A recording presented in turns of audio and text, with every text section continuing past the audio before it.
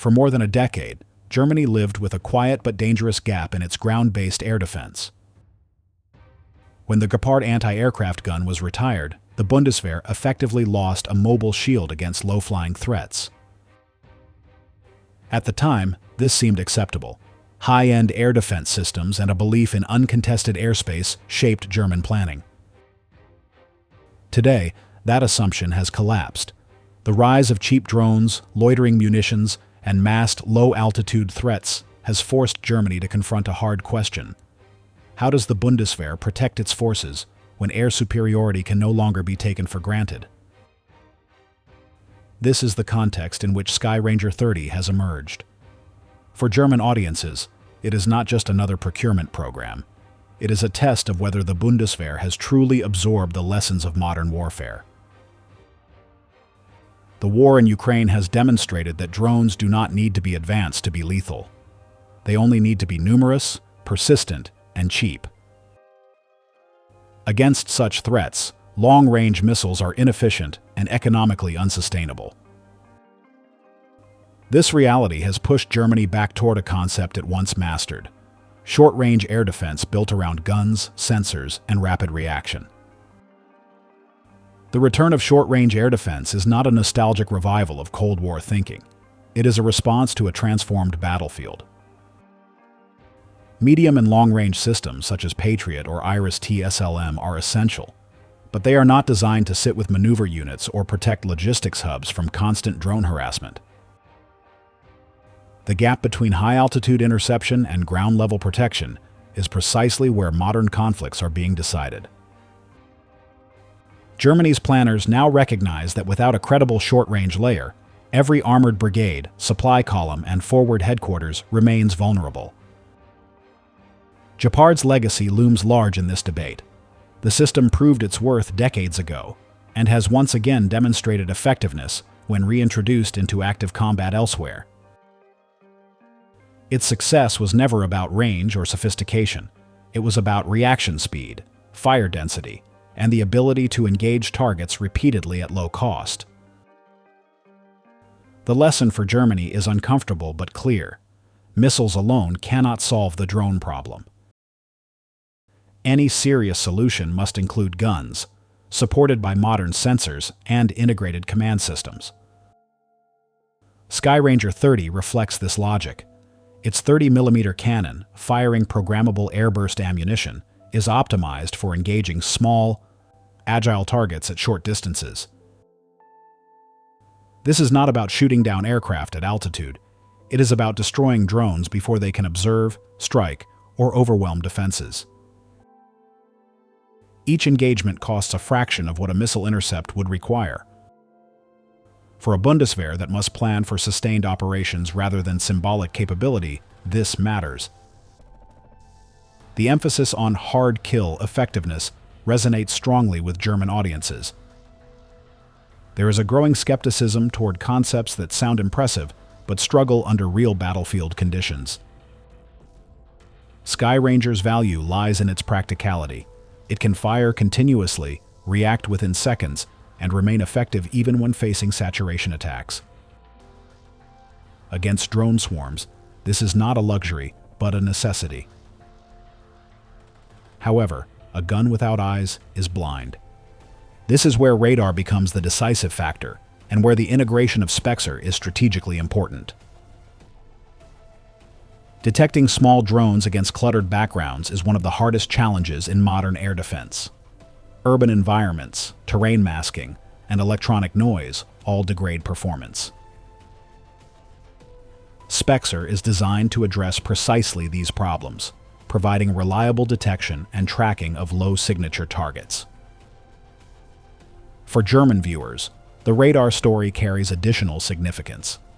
Hensoldt represents domestic industrial capability, technological sovereignty, and long-term sustainment. The decision to rely on German radar technology reinforces a broader political objective, rebuilding a defense industrial base that can support national and allied requirements without excessive external dependency. Skyranger is therefore not only a military system, but also an industrial signal. Mobility is the next critical element. Mounting Skyranger on the Boxer platform ensures that short-range air defense can move with armored units, rather than lag behind them. This choice reflects a recognition that protection must be organic, not static. Modern threats do not respect front lines. Drones target rear areas, logistics nodes, and command posts as readily as combat units. A mobile system is the only credible answer. For Germany's NATO commitments, this matters deeply. German brigades deployed on the alliance's eastern flank cannot rely on fixed air defense installations. They require systems that can reposition rapidly, operate under threat, and integrate seamlessly into multinational formations. Skyranger on Boxer aligns with this requirement and signals a more serious approach to forward defense. Yet enthusiasm is tempered by a familiar German concern: time. The procurement and delivery timeline raises legitimate questions.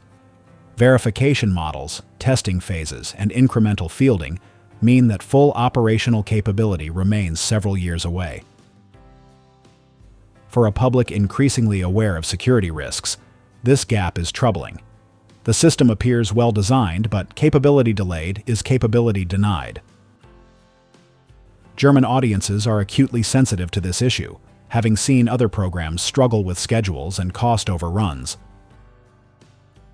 This tension between correctness of concept and speed of implementation defines much of today's defense debate in Germany. Skyranger seems to be the right answer to the drone threat, but its impact will depend on how quickly it can be fielded in sufficient numbers. A handful of systems does not change the balance. Only scale does. This is why reports of potential larger orders attract so much attention. They suggest that decision-makers understand the need for mass, not just demonstration. Placed within Germany's broader air defense architecture, Skyranger occupies a clear role. It is not a replacement for higher-tier systems, nor is it meant to operate independently. Its strength lies in being the final protective layer, shielding forces from the most immediate and persistent threats. In a layered defense, each element covers the weaknesses of the others. Skyranger's job is to ensure that what slips through does not go unanswered. Strategically, Skyranger 30 represents a shift in mindset. It reflects a move away from the assumption that future wars will be short, distant, or technologically uncontested. Instead, it acknowledges a reality of prolonged tension, contested airspace, and constant low-level threats. For the Bundeswehr, this is a profound change. It suggests that Germany is relearning lessons once thought obsolete, adapting them to modern technology rather than discarding them. In the end, the question German audiences are asking is simple. Does Skyranger 30 mark a genuine return of German short-range air defense, or is it merely a symbolic gesture?